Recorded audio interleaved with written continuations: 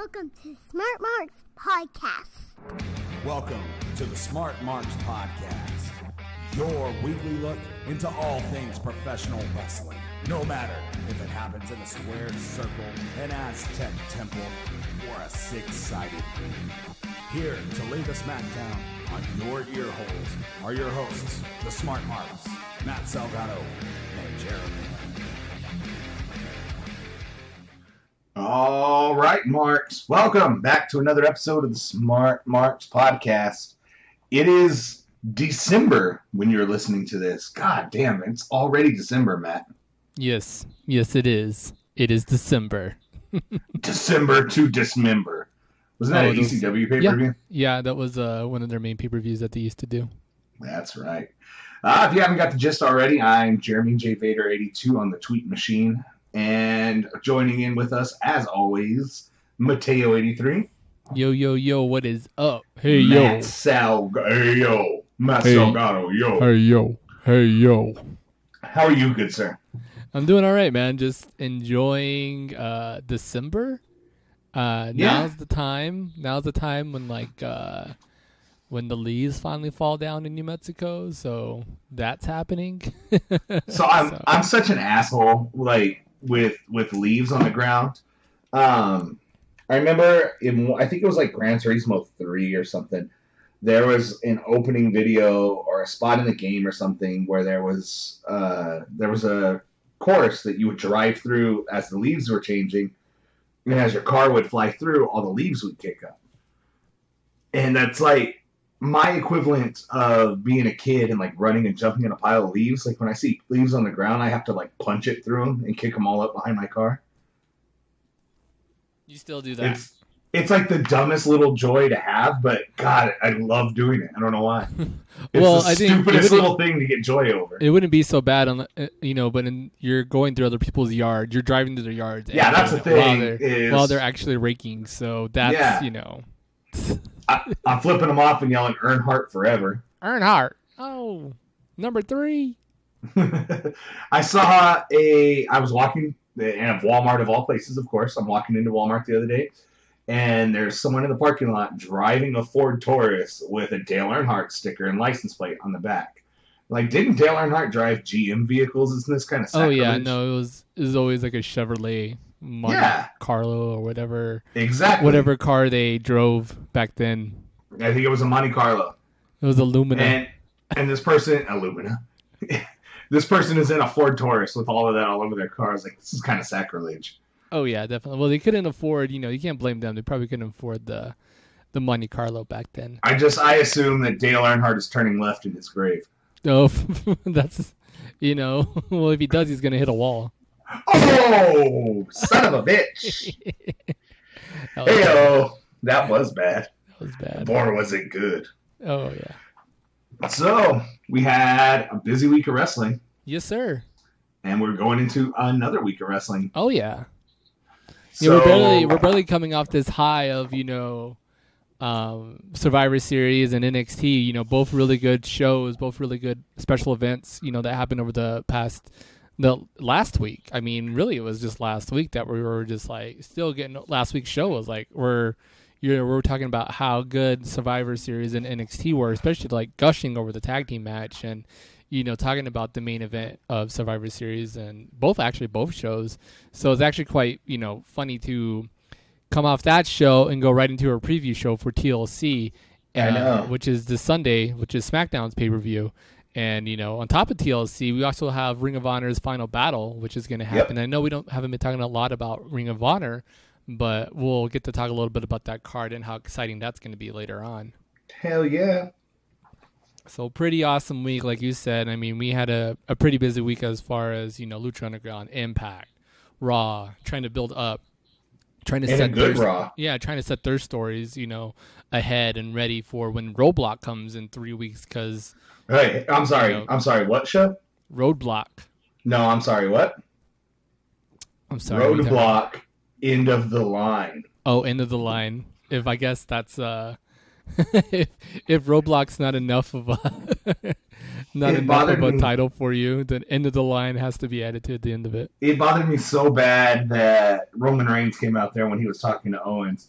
And he's like, "Yeah, and if I win, I get a shot at Roadblock into the line." I'm like, seriously, we're gonna bring up the tagline. That's how we're gonna when we do talk it? about it on TV. That's how it's gonna happen. No, that's exactly how they do. You know, like when they do, like when you're watching a movie and they say the title of the movie. Yeah. Yes, exactly. That's how this is happening. Looks Like, like we're not just gonna say Roadblock. Like we're gonna say it's into like the line. it's like Steven Seagal when he would like say like, it looks like we're under siege.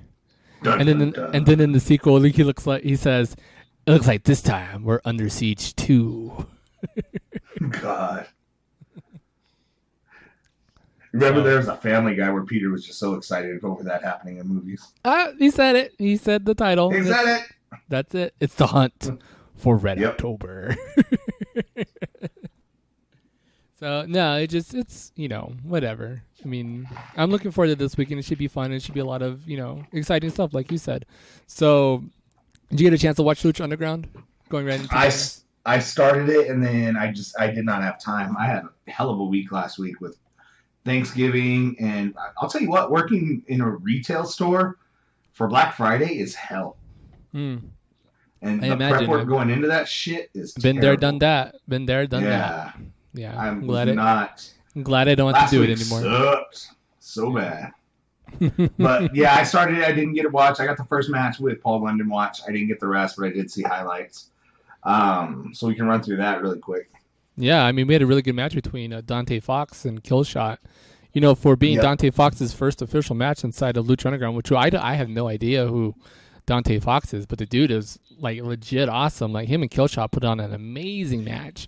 So like to get that just on a regular Lucha Underground show, with no build, just like, hey, we're gonna have Killshot on this guy fight, with the story being that Dante Fox is, served in the military with Killshot, and Killshot thought he was dead, and it goes into like how Lucha Underground is more of a TV show than a wrestling promotion, so Right. that there's storylines behind it. So we kind of get this sense of like there's deeper meaning to these storylines, and I like the fact that you can watch Lucha Underground and kind of be not even taken back by the fact that it's a TV show more than a wrestling show.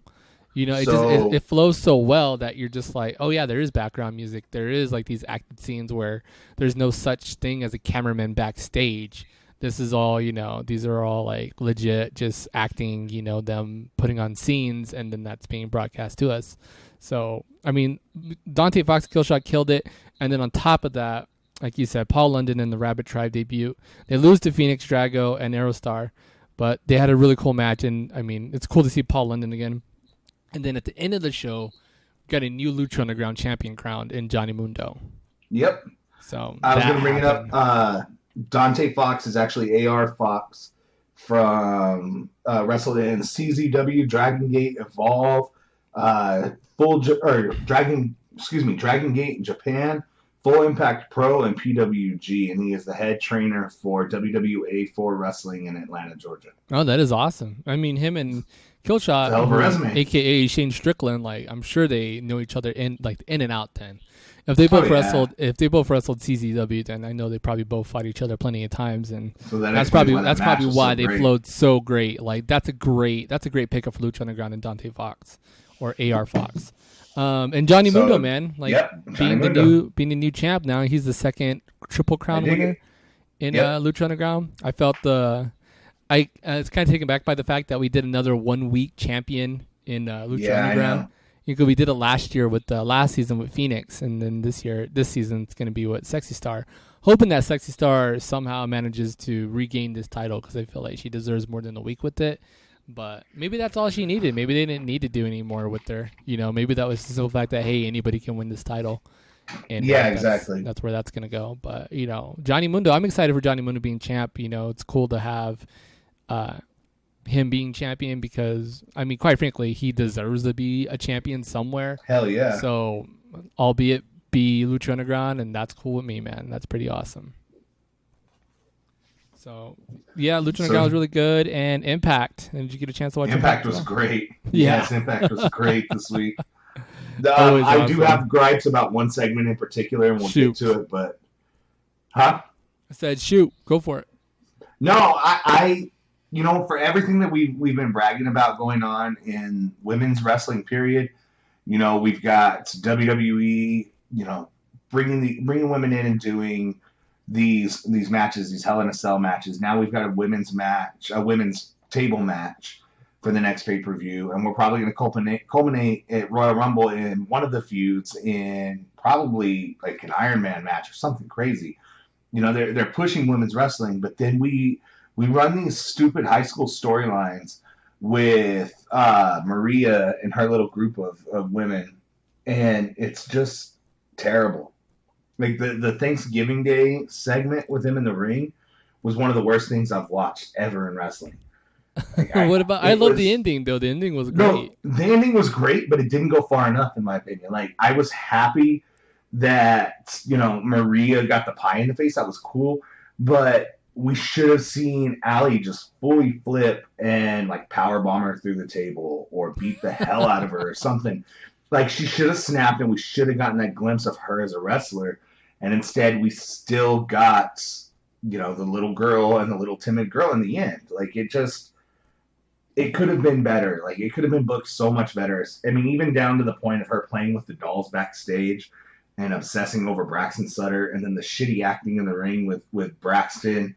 And it just, I don't know, man. Like we're doing so much for women's wrestling on certain areas, and then we're just doing this. We're doing 2005, 1994 bra and panties style fucking storylines going on Impact. Like that was my one gripe about the whole show. Other than that, Impact was amazing this week. I really loved every match that was put on. I mean, Jesus, if you weren't a fan of what happened with Jeff Hardy or with Matt Hardy, then you probably should not be watching pro wrestling. Well, I love the vignettes, just going back and Rebby trying to like jog Matt Hardy's memory, just throughout the whole episode. Yes, and just trying to like having the ref come out and be like, you've done all these horrible things. How can you not remember? You've done this for 20 years. I just want to do my ice cream social. Not just an ice cream social, but he's making his own tangerine custard outside. Oh yeah. And then the conversations between Vanguard 1 and Senor Benjamin were amazing. Oh yeah. Senor Benjamin's questioning Vanguard 1 on how drunk he is. And he's like, "Don't judge me, bro." Yep.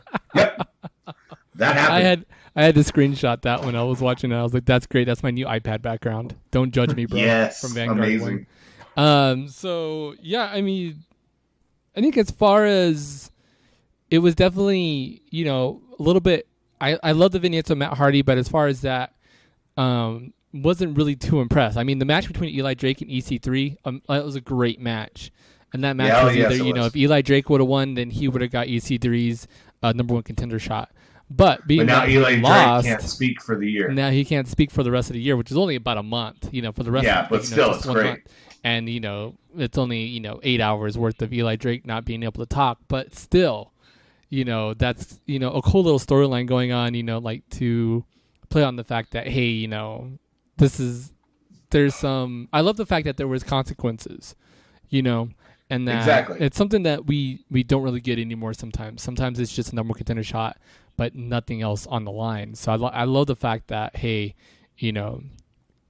Eli Drake lost and now he can't talk. And it's going to be funny to see how Eli Drake gets around for the rest of the year, just for one more month on TV, not being able to talk, not being able to host his own show. I have an idea that maybe EC3 is going to host the Facts of Life. and have him on as a guest. Yeah, and have Eli Drake on. Eli Drake's not going to be able to talk or do anything. So I love that. It was a really good match, and I highly enjoyed that show. It was a great match. So let's talk about what happened to Matt Hardy. Yeah, so at the end of the episode. Yes. Yes. Yes. So still trying to jog Matt Hardy's mind, and I'm like thinking, I was like, something's going to happen. And then when he goes out there and he's like calling on the 7080s, to do something, to, give him whatever, I'm like, he's going to get struck by lightning. That's what's going to happen in this episode, right? And I was like, it's so far-fetched, and it's so hilarious and so out there that I think they're going to do it.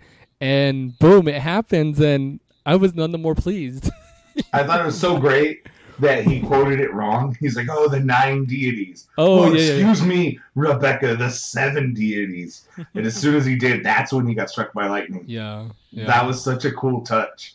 Like, I loved him getting hypnotized and snapping back out of things, going, "Oh my God, the custard!" and just runs custard, out. Yeah. So I know. So they hypnotize him, and he goes back into Broken Matt Hardy. So the only thing I didn't get, and this is just for whatever reasons, continuity reasons. Well, why would you snap him out of it if that's? That's what I thought too. I was like, why would the snap be the trigger? If there was a trigger to get him out of it, wouldn't it be something far fetched that he would never run into? Why would you want to snap him out of it? That was Broken Matt Hardy's true form, but I thought, still great touches on the episode. I love the writing that's going into the Broken Hardy saga, so that's a lot of fun for me, and I'm still enjoying Impact for that fact, and I hope it continues.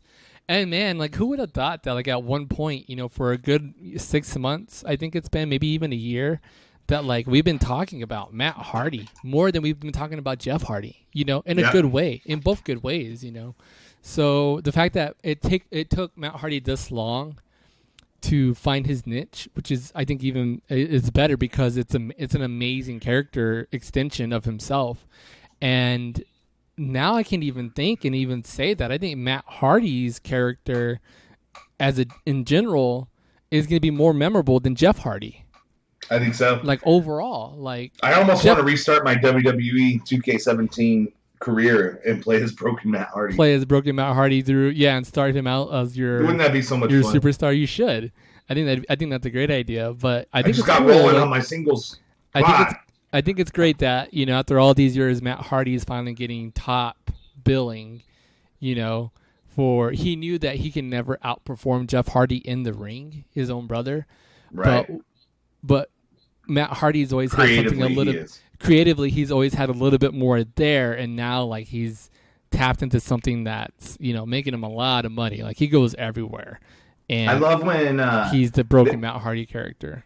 Right. I love when they're trying to jog his memory. He's like, "So the record books show that I beat this Ethan Carter not once but twice. That is in the record books. So you would say that I made Ethan Carter my bitch." He's just like, you can tell it's like still taking jabs at him, and somewhat out of character, but he's doing it in character, so it's so amazing. Yeah. Like, he even brought up the meat commands again, like, which is I think it's great. So, Matt Hardy's killing it. I love what he's doing. Keep doing. And I think they're planned out for the whole year, the rest of the year, as far as what's going to happen. So that's cool. I'm excited to see what's going to happen. Are we getting total nonstop deletion in a couple weeks? We should be. I think we had that delay. It should be coming up soon. So I'm looking for it. It has to happen before the end of the year, because I think that's when their contract ends up for TV. I wanted to say it was like December 15th, somewhere around there. Yeah, that's a Thursday. It's December 15th. That sounds about right, because they probably won't have a Christmas week show. So right. So on top of that, it was awesome. I loved it. We had a premiere of 205 Live this week, which is the Cruiserweight exclusive show on with the network. Austin Aries as a commentator. With Austin Aries as commentator, and therefore saying that later on, as soon as he's able to get back in the ring, he will be challenging for that Cruiserweight title. Which was really cool to hear. Which is awesome to hear, just like that he's gonna be thrown into that Cruiserweight picture. Not only being, like, featured on another show besides NXT and 205 Live, but the opportunity to be on Raw, and be champion. And I can honestly see Austin Aries being champ. Hell yeah. Like, he can be their first major heel champ. Oh, that's gonna be great. And speaking of champs, Rich Swann, new Cruiserweight champion, right? In an amazing match between him and Brian Kendrick. That finish, just that triple kick, was so great. Oh yeah, just the finish, the whole match in general, I felt was really good. It wasn't really conveyed by the fans. I felt like it didn't click with them for whatever reason. Again, this audience. If it is live and it's happening after SmackDown, I can see why it's not clicking, because those fans are burnt out. Because those fans are tired. They're tired. Yeah. So I still don't get, like, why would you do this after SmackDown? Like, you've just put on a good show, whatever's just happened. You've had all your main event talent, and you're going to put on a show, which is, I can see why they did it post and have a new champ crown in Rich Swann, but maybe we're still going to get him to move down. I feel like still going to move down to Orlando in NXT in their arena and do it there, because I don't see this being too much of a... I don't see the crowd connecting with them as much, you know? And you would think they would appreciate it more, being that it was the SmackDown crowd. But like you said, I mean, they probably already film it first, man. They were probably already like put through Superstars or whatever other show they're filming, and then 2.5 hours with SmackDown, and then you have another hour of just more action afterwards. So I can definitely, I've been in that boat, man. I've sat in the chair for 4 hours, actually more. I've sat in the chair for like 5.5 hours for a WCW event, because they taped back-to-back shows, and it was like at the end of the night you were exhausted.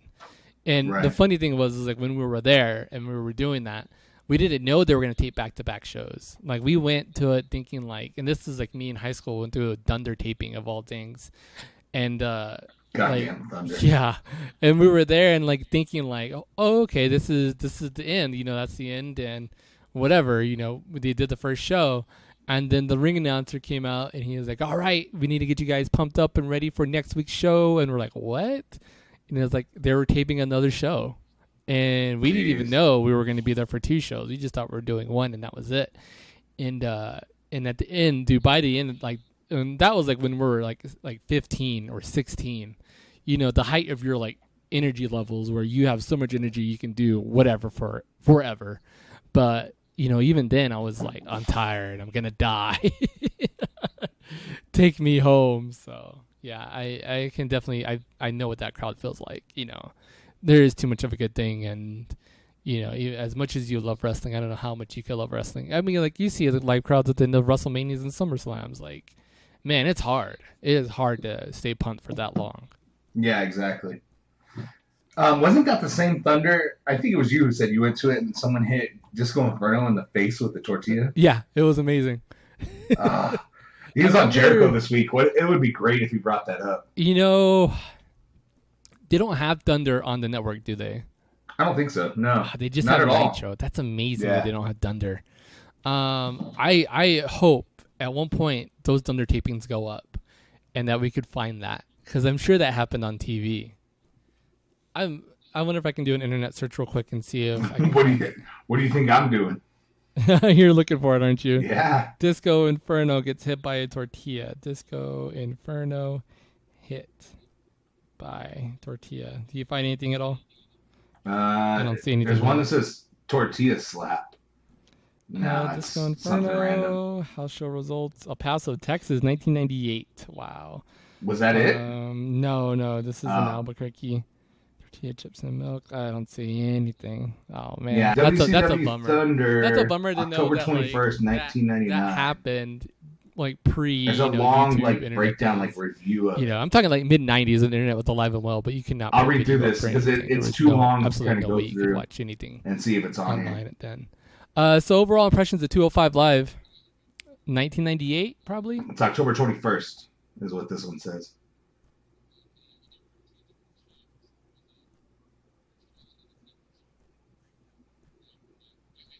WCW done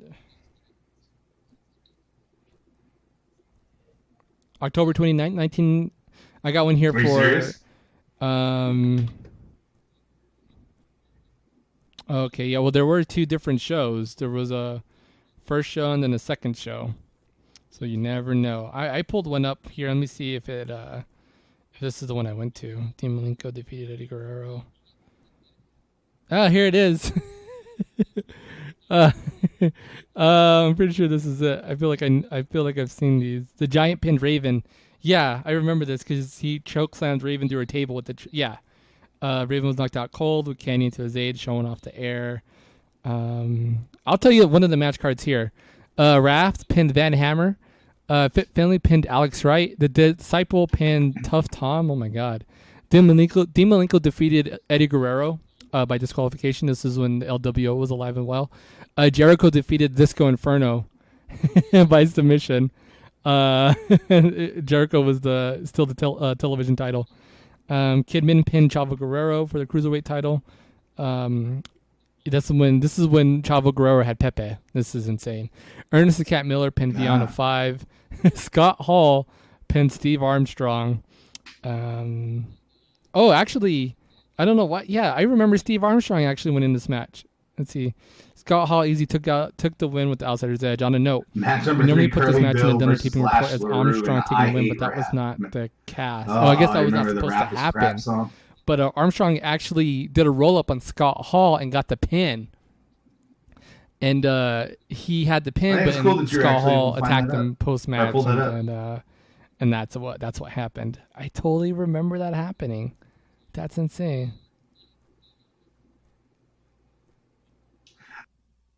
So that was 1 week, and then there was another week after. I can't believe this. It was amazing. Good times. Yeah, I can't believe that's even online. That's insane. So yeah. I had said, what were your impressions of 205 Live? I enjoyed it. It was a great first start. I thought it was really cool, really classy for them to introduce all the wrestlers at the first of the show. That was neat to kind of show your competitors and And I love the video packages going into it. I think it's got some promise. I do think we need to tweak the schedule and probably needs to be filmed with a hotter crowd because that action deserves a better crowd. Austin Aries felt a little disjointed here and there on the mic, but he found his place by the end of the show, I felt. But that commentator team is like a Mark's wet dream with just Mauro Ranallo and Corey Graves on commentary together. Holy balls. That's a good team up. Yeah, I enjoyed that alone. Like, I will watch 205 Live. I don't care how good or bad the crowd is, just for that commentary team. Yeah, I watched it this morning, and I was just like, this is really good. I was really happy with it. So I only had a few gripes, but it wasn't with the talent at all. I guess if you count refs' talent, then kind of, but my only gripes were with the refs. Right. Moving along, onto this weekend, we're going to talk the Ring of Honor card real quick, and then we'll go and predict our TLC card so that we can get that good and done, because that's going to take a while. Final Battle 2016 is this Friday. Got a lot of great matches on the card. Starting off the show, we have the Motor City Machine Guns taking on the Cabinet. The Motor City Machine Guns and Donovan Dijak are taking on the Cabinet, which consists of Rhett Titus, Kenny King, Caprice Coleman. That's going to be a really good six-man tag there. We got Colt Cabana versus Dalton Castle. This is a grudge match. Match of the year right here, I think. Yes. Silas Young versus Jushin Thunder Liger. That's going to be good. We're seeing Cody Rhodes' Ring of Honor debut this Friday. He's going to be taking on Jay Lethal. And then we're going to get a crowning of the Ring of Honor World Six-Man Tag Team Championships with Kushida, Leo Rush, and Jay White taking on the New Kingdom, which consists of Matt Taven, TK O'Ryan, and Vinny Marseglia. We have a Ring of Honor Tag Team Championship match between the Young Bucks, who are defending their titles against the Briscoes. We have a four-corner survival match, which is basically just, four-person elimination match for the Ring of Honor TV title, with the champion Marty Scurll defending his title against Dragon Lee, Will Ospreay, and Bobby Fish. And then to end out the night on our main event, the Ring of Honor World Championship match between Adam Cole defending his title against Kyle O'Reilly. This is a rematch like a year in the making. These guys fought each other last year at Final Battle, and it's cool to see them fighting again, this time for the title on the line. So that is a hell of a card. Holy crap. Yes, it looks amazing. Kind of just snuck up on us too. Like, I knew we were coming up on Final Battle last week, and before we started the show, I looked into it to see if I was going to talk about it, but I was like, we're still a week away, so I wanted to wait till this week to talk about it. But looking at this, the four-corner survival match for the Ring of Honor World title, I'm going out on a limb right now and saying that's going to be matching the night. Like, that's good Lord. And then the Young Bucks versus the Briscoes, holy crap. Just the simple fact that I can look at like every match on this card and be like, I could pass on that one. Like, I really can't say that to any of these matches. Even like considering, the Motor City Machine Guns and Cabinet match, that to me looks like it'd be a lot of fun to watch. So I think if you guys decide you want to watch Ring of Honor, definitely watch Ring of Honor this weekend. You can order the pay-per-view, I think, online. I know you can always order it through the Ring of Honor website. You can check it out there. Or you can order it on Fight TV through their app as well and watch it and stream it to your favorite device that carries the Fight app or smart TV app. I think if you have flips on a smart TV, you can order it you can watch it on Fight TV and like stream it to your TV, so you can watch it on the big screen. So it's on top of that, it's in the Hammerstein Ballroom, so that's going to be amazing. Oh hell yes! Yeah, so that's sick. Man, yeah, really good. So just a retail price of $34.95. It's gonna be awesome. It's gonna be good. So Ring of Honor is to have a good show Friday. To top out the weekend, we're gonna have TLC this Sunday. Are you ready for TLC? I am. Like I said again about Survivor Series. We've been building towards TLC longer than we were building towards Survivor Series. The Survivor Series was a stopgap just to get us ready for this. So I'm pumped, man. I enjoyed seeing, and I'm sure you did too. I enjoyed seeing, what's his name? God, no chin. James Ellsworth get destroyed. I love watching him get Styles clash onto the floor. This was oh man, and my wife pointed it out. They barely cleared his head from those steps. No, I think he was trying to hit his head on the steps. You think so? You think so? He's trying to kill him? No, God. He's trying to kill another man with the Styles clash? I don't get why. To me, the James Ellsworth thing has run its course. I'm kind of over it. We don't see him for a while after this beatdown. Yeah, so I'm just kind of like, I don't know. To me, I'm just like, there's so many more. There's tons of guys in NXT. I see someone like James Ellsworth on SmackDown, and then I see someone like Ty Dillinger in NXT. Just someone who's put his time in. He's been there for years. Let's talk Ty Dillinger.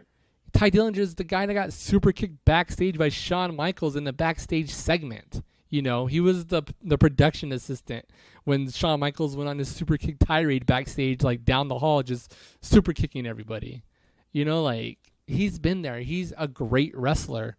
And I don't know why he's not being given opportunities. To me, that's insane. Granted, he got his match against Bobby Roode, but how long did that take for him to get that match? Exactly. God. Do you think after his match with Samoa Joe this week on NXT, do you think he's headed to a main roster? I would like to think he is. I think he's definitely put in the work, but I don't want him to go to the main roster and get Dolph Zigglered, where he's stuck in mid-card hell when he has this, buttload of talent, but, for whatever reason, creative doesn't want to do anything with them. It's the same boat with Sami Zayn. Sami Zayn's an amazing wrestler, but he's stuck in this storyline with Braun Strowman that's not going anywhere. When they missed a golden opportunity to put the IC strap on him, to bring some more hype to his character and to make Raw a little bit more exciting, they could have switched the titles. They should have switched the titles. I don't know why they didn't switch the titles at the pay-per-view, so I just don't want Ty Dillinger to be in that same boat, the guy is so over with everybody. And it's just who is he not over with backstage with one of the writers? Who did he rub the wrong way for them to be like, oh, we're never going to do anything with him because whatever. We don't like his style. After what happened at Survivor Series, I'd like to think that he's getting called up. Especially I hope the way, so, but he was waving off to the crowd at the end, as if he was done. So he was given almost that Finn Balor send off at the end when Samoa Joe beat him this week. So I would hope so, crossed. but I'm gonna wait and see. I would like to see him on the main roster, but I said, I feel like they wouldn't do anything well with them. He deserves all the success in the world. And I was listening to Cole Cabana's podcast last week, and I think Cody Rhodes was on it, and it was a really good interview. And Cody Rhodes was talking about taking questions from fans and things like that, and he was talking about when fans would ask him if he's still watching the product, and he said that he wouldn't watch the product until Ty Dillinger was champ. Yes, because he loved Ty Dillinger. He didn't get he himself too didn't get why Ty Dillinger was still stuck where he was at, because the dude's been there forever. Ty Dillinger's he's not a kid. He's been there for a long time, so it's crazy. It's crazy. But it's great that he's finally kind of out of jobber status, But, his win-loss record is still atrocious. He's the Zack Ryder. He's the Zack Ryder. He's the new Zack Ryder. Someone who went out there and got himself over by himself without the help of anybody backstage. You know, like he got over with the fans, and the fans loved him. They knew his talent, and they knew what they liked about him. So he is 35 it's years old. Yeah, I mean, he's 2 years older than me. It's insane. Yep. He's been in this for quite a while. He's 1 year younger than you. Debuted in 2001. 1 year younger than me. Thanks, dickhead. It took you a while to catch that. No, I heard it, but I was in the middle of speaking. I was finishing my sentence and then moving back. He was trained by Eric Young. I didn't know that. Yeah, exactly. Let's talk about TLC before we go too long here. We'll do the card and we'll do our predictions. Sound good?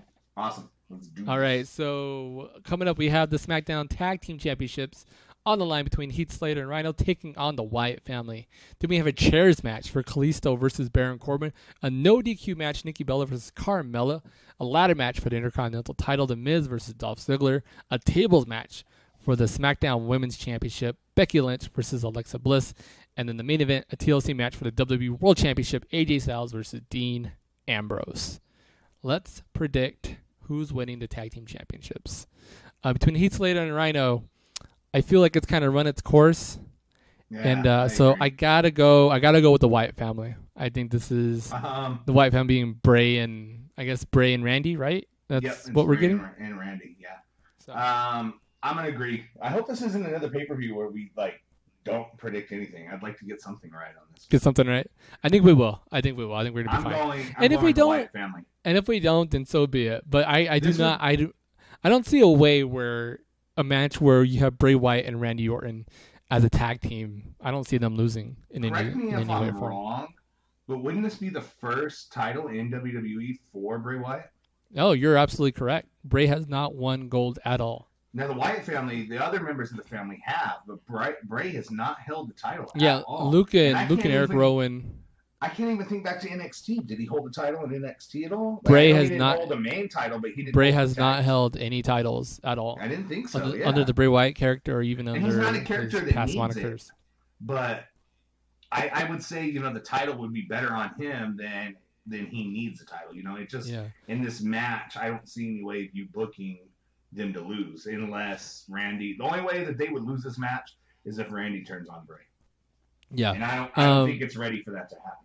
Yeah, the only titles that the Wyatt family have held are the tag team championships in NXT. That was Luke and Eric. Luke Harper held the Luke Harper has held the Intercontinental title. Yeah, I think twice, maybe once or twice. Chairs match: Kalisto versus Baron Corbin. Who do you got? Baron Corbin. Okay, so one of us is gonna get this right. Kalisto. I got Kalisto. You got Baron awesome. Corbin. Yeah. After that, we got a no DQ match between Nikki Bella and Carmella. Being that it's no DQ, I'm gonna go with Nikki Bella. I feel like Carmella. Okay, cool. I like that we're split. This is good. Someone's gonna win. And I'm thinking Carmella because of the no DQ. I think Carmella will pull some shenanigans. Yeah. Then we've got a ladder match for the Intercontinental title between The Miz and Dolph Ziggler. Who do you got? I'm gonna go Ziggler. I'm going with Miz on this. I feel like I want to go Miz, but I don't know. My heart, I just want Ziggler to win this. Yeah. I think the Miz is going to keep the title, and this is going to get. I think so too. I feel like this is gonna get Dolph Ziggler out of the picture and somebody else new in. I feel like the matches are fun to watch, but I feel like the story wasn't really like I'm holding torn on this one. Holding my intention as well as it should. And I like the Miz as a champ. Like I had somebody after the Miz won the title back, message me on Facebook and they're like, "Why the Miz? This is terrible." I said, "Yeah, it's terrible in your eyes, and that's why it's winning. That's why the Miz has this title, is because you hate it. He is so over as a heel champ that it just works." And you know what? You've talked me into it. I've talked myself into it. I think I'm going to go with the Miz as well. Sounds good. He works as a heel champ. I like it. Like, he makes people hate him. He is everything that a classic heel champ should be. Exactly. Arrogant, cocky. He wins underhandedly. Like that win, with Maurice's help with the ringing the bell was brilliant. Yeah. Oh, it was awesome. It was great. Tables match for the Women's Championship for SmackDown. We have Becky Lynch defending her title against Alexa Bliss. I am going with Alexa Bliss. Ditto. Nice. I like this.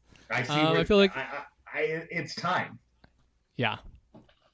And no disregard to Becky Lynch. I love what she's done with the title. You know, she's had a good run. She's not, to me, stale as a champion either. But I feel like a little bit of a change is needed, you know, to keep this title picture interesting and not stagnant, you know, as their Raw counterpart, which Raw has to resort to, you know, constant title switches, which we'll get to in a second, to keep it a little bit more interesting for us. But I like the fact that the women's division is so competitive on SmackDown that there really isn't. I mean, Becky Lynch being, you know, like, yeah, she's the top dog there for right now. But on top of that, you know, like, it's really competitive where any woman there in SmackDown can hold that title, you know, and either way. I mean, I can honestly see Carmella holding the title, and I wouldn't be upset with it because she's done such great work as a heel, you know? Right. Like, I wouldn't be upset if she somehow ended up with the title. She's much better as a heel than she was as a face. Exactly. So I'm going with Alexa Bliss, and so are you, so that's going to be pretty exciting to see. I would not be upset either way. However this ends, we're in for a good match, and it's the first ever women's tables match. And then our main event TLC match for the WWE World Championship, AJ Styles defending his title against Dean Ambrose. I got AJ Styles winning in this match and defending his championship. And I know he called out James Ellsworth and hopes he shows up at TLC so he can beat the crap out of him again. So I feel like James Ellsworth will show up and accidentally cost Dean Ambrose the title somehow. Yeah. And, you know, that's just going to be the end-all, be-all for Ambrose and Ellsworth, you know, and their bromance. Their, you know, on-again, off-again bromance. So, whatever. Who do you got? You got AJ, right? Yeah, I'm going with AJ. He's a guy that I just don't see... I don't see him losing this title anytime soon. And yeah, he's a good champion. I like what he's doing. We've heard rumor. I mean, The Undertaker came back talking about how he was here. There's been a big rumor going around that they may be looking at for the Royal Rumble, or maybe Mania. At some point, they're looking at trying to do an AJ Styles versus Undertaker match. I would love that match. Yeah, if you're gonna have anybody that's gonna carry Taker in a match, I think AJ Styles would be perfect. He's probably the main person on that roster, other than Dean Ambrose. And how do you book a match with him and Dean Ambrose? It's just not gonna work. I would love that match at any place, yeah. Whether it's Rumble or Mania, I would love it. It's going to be great. AJ versus Taker would be great, and this is a good step towards that if Taker is claiming that he's back. Like, that's the way you make that happen, is by keeping the title on AJ. Yes, sir. I don't think it's time for him to lose anytime soon. Like, I think he's going to ride off in the sunset by holding this for quite a long time. Oh, yeah. So... we mentioned the women's match for SmackDown earlier. We got a new Raw Women's Champion in Sasha Banks. Yes, we did. In an amazing match. Three-time champ. Really good match between her and Charlotte. Both on top of that, great. Yes, yeah. On top of that, Roman Reigns is our number one contender for the WWE Universal Championship. Weird, but okay. Yeah, so we'll see what's going on with that. Roadblocks. Now he has a title match at Roadblock. We're going to get triple threat, I'm sure, right? Oh, yeah, something's got to happen. Which Sasha went in the championship, leads into our questions for the week. So let's get into questions from the fans. We got a question from Tom. You can check out Tom Quiet. You can check him out at liveandamplifiedshow.com, and you can follow him on Twitter at liveandamplif1, the number 1. I'll put his info in on Facebook and on the show details. He writes, playing hot potato with the Raw Women's title, good or a bad idea? I think as long as they're going to culminate at the Rumble in a high-profile 16-minute Iron Woman match, they're crowned the undisputed Raw champion. I'd say probably Charlotte. Then from there, I would set up a Charlotte Bayley program going into Mania, and if they want to bring in Asuka to screw with Sasha in her rematch and build a nice long rivalry with them as well, I think that'd be kind of cool. Good or bad idea? I really don't see it as hot potato. I see it as two of the top women, the two top women in both divisions. You know, if you were to combine the roster, Charlotte and Sasha would be number 1 and number 2. Yeah. And they'd constantly be interchangeable. So I'm okay with the idea of them constantly fighting for this title and it going back and forth between them, because it reminds me of a time in the Attitude Era when The Rock and Mankind would fight for the title, and they would switch it, and then like Triple H would win it because the title picture was so hot in a way, right. You know, like where we had all these, you know, these unbelievable names in the title picture. Any one of these people could hold it, so why not have anybody can hold it at any time? I'm okay with it being, you know, quote-unquote hot potato, even though I don't even see it like that, because hot potato would mean 1 week is a champion and the other week is another champion. You know, 3 weeks, 2 weeks, you know, which I think Charlotte held on to this for maybe a month. I'm okay with it. It doesn't bother me that much. So her being champion, Sasha being the 3-time champ, does seem, and both Charlotte too, both of them, being 3-time champs so early in their careers is a little interesting. But I think this is setting, we're kind of getting like a little bit of a, I think, Sasha heel turn that we may see with her being champ. And I think we won't see Sasha drop this belt again till probably Mania, when she's full blown heel and she takes on a babyface Bayley. Right. I think that's where this is culminating at. I think we're gonna get one more great match between her and Charlotte, either at Roadblock or at the Rumble, and that's gonna end that feud. But then I can totally see Sasha doing an about face and just going heel boss, like how she used to be, and this is how they book Bayley. Bayley rivalry. Yeah, and this is how they book Bayley, because the best matches I've seen, woman versus woman, and just quite frankly, just almost in general, the two best Bayley I've seen, Sasha Banks and Bayley. Yeah. And why not book that for Mania? Because people would like to see, hey, let's see a part 3 to that. Let's see a part Absolutely. 3 and 4 and maybe 5 and 6. Because the Bayley-Sasha feud could go in a long way. And now they even have a working back story where they're best friends, and they've always bring that up. Oh, they're best friends. So what better way to have this storyline play out than between between Bayley and Sasha, and have it be like a broken friendship, kind of like Sami Zayn, Kevin Owens, but a little bit more on the line. So yeah, that's where I see it. I agree. As far as Asuka being brought into WWE, I don't know.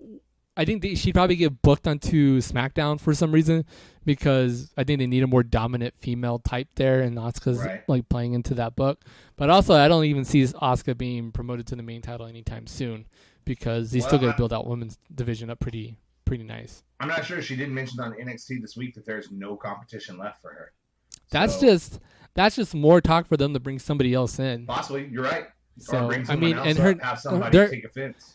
They just announced an NXT takeover for the Rumble weekend, so I think we'll see another talent come in, and maybe even beat Asuka for that title. Right. You never know what could happen. Now, so that kind of just introduced the new women in NXT. As far as the hot potato situation, the way I view it is, WWE has always wanted to make the action that happens in the ring look legitimate and look like it is a full on sport. We all know it's a work, of course. But they want to put it on as a sport, as a UFC style sport. We tune into UFC matches. We tune into boxing matches knowing that anything could happen.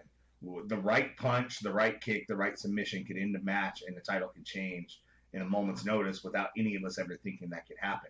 If you want to legitimize a rivalry and the athleticism of what they're doing in that ring, having a title change back and forth like that makes it more legitimate, in my opinion. Whereas, we see someone with a title and we're like, okay, it's a heel. They have a title. We're going to book them for 6 months with that title because that's what we're used to. It makes more sense to build the legitimacy of, this person is on par with this person and they are their true Batman to their Robin. They're their rival. And they can take that title off of them at any moment. And it just it pulls you in and makes you believe it more. You know what I mean? Yeah, no, I totally agree. I did see this week talking about the women's division and talking about, competition and stuff. WWE has supposedly reached out to over a dozen women outside of the company to set up a women's classic tournament in 2017. Nice. I'm looking forward to that. I think I actually brought that up the last time, or like 3 weeks ago. I did a show by myself. Yep. Yeah. So, that's kind of cool to think that there's going to be an NXT Women's Champion or NXT Women's Tournament, and we'll see where that takes us. Oh, you can bring women down from the main roster just to have make appearances in it. Then you have your NXT women, and then you bring people from the outside. They just signed like 3 or 4 great women to NXT. Yeah, that's going to be. And then I would like to think women like Allie or Cherry Bomb, if they're not working out on another company, this could be a way to get your foot in the door within NXT and WWE. Yeah. Alex writes, how great was Austin Aries on commentary on 205 Live? He was, like I said, he started off a little rough. Like he felt like he was trying to I mean, you had two powerhouses on commentary sitting next to him, and it felt like him, trying to. It was like watching someone play double dutch. Like the ropes are swinging and they're on the outside, like bouncing back and forth, trying to find their moment to jump in. But once he got in there and once he got the rhythm with him, he was great. At one point, I loved when the Bollywood boys were out there and they were talking about, their dream of being in WWE. I heard Austin Aries just flat out, he's like, dream of being in WWE, they ought to just be happy that they're living somewhere with running water and electricity. Yeah, no, he definitely found his niche and he got going there. I thought it was good. I liked him on commentary, and I know he'll feel more of a natural. Yeah. He'll feel more natural going into the next coming. I mean, however more weeks that he's going to be at the table. Well, you're against two guys that are quick on their feet. Mauro Ranallo is amazing on play-by-play, and Corey Graves is extremely quick-witted when it comes to the color commentary. So It's not that he was bad; he was just overshadowed, and it took him a minute to get on the groove with as fast as those guys were. And once he did, it was brilliant. Yeah. No, I thought it was awesome. So, yeah, we have a good week, nice little weekend to look forward to, see what's going on. We had a good week of wrestling, a nice premiere for a new show in 205 Live, so that's a lot of fun. So, even more wrestling added to the card, man. Like, when you thought you just had enough, somebody goes and adds another hour. Someone goes and adds another hour to your life to take away. I want to start doing something a little bit new before we wrap up the show. Ooh. And it's something that we don't do very often, but like give shout outs or things that you're doing. Like do you want to like promote anything or have anything going on that you want people to know about at all besides work? I touched myself recently, so and that was the first time like in 5 years, so congratulations on that. Yeah, no, thank you. I honestly, I don't have much going on right now. Definitely, I mean, best thing to promote is definitely check out Trophy Horse on the Proven Gamer Network. I know it's one that we go through and we talk about at the end of the show, but definitely check them out. I mean, it's a great podcast. Friend of the show, Troy Sterrett, is now a permanent host on there with a group of guys. We have a lot to be thankful for in what we do. But one of the reasons why we are with the Proven Gamer Network is because of Troy. So please, guys, check them out. We've had a lot of fun since joining in with this network of podcasts, and there's still a lot more fun to be had. We appreciate their support. I know they appreciate the support of our fans as well. Yes, definitely check out Trophy Hordes on theprovengamer.com. So on that note, remember, Marks, you can send us your questions or comments by following us on Twitter at @smart_marks. You're also more than welcome to follow us on our personal accounts as well. You can follow Jeremy at JVader82. You can follow me at Mateo83. Like us on Facebook. There you can interact with other fans of the show. Show us your favorite meme, wrestling-related memes. Send us some questions. Go crazy. Also, follow us on Tumblr and Instagram. And if you're living off the grid and avoid social media altogether, you can still email us your questions too. smartmarksquestions@gmail.com. Again, that email, smartmarksquestions@gmail.com.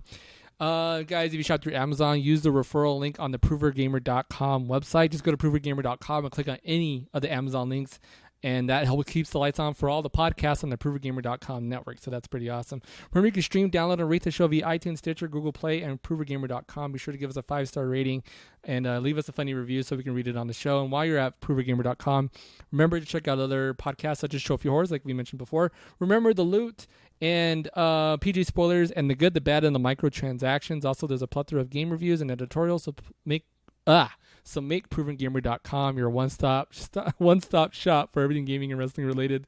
Thanks for listening, Marks. Once again, I am Matt. He is Jeremy. We'll catch you guys next time on the Smart Marks. Peace out.